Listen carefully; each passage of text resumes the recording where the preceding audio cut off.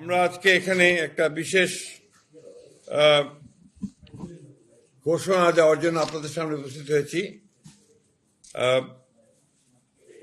গণ অধিকার পরিষদের সাধারণ সম্পাদক জনাব মোহাম্মদ রাশেদ খান তিনি বাংলাদেশ জাতীয়তাবাদী দলে যোগ দিচ্ছেন এবং বাংলাদেশ জাতীয়তাবাদী দল সিদ্ধান্ত নিয়েছে যে ঝিনাইদহ 4 আসন, যেটা ঝিনাইদহ সদর এবং কালীগঞ্জ থানা নিয়ে, এই আসনে মোহাম্মদ রাশেদ খানকে ধানের শীষ প্রতীকে নির্বাচন করার জন্য মনোনয়ন দেওয়া হচ্ছে। এটা আপনার আমাদের দলের সিদ্ধান্ত, এটা আমি আপনাদেরকে জানালাম।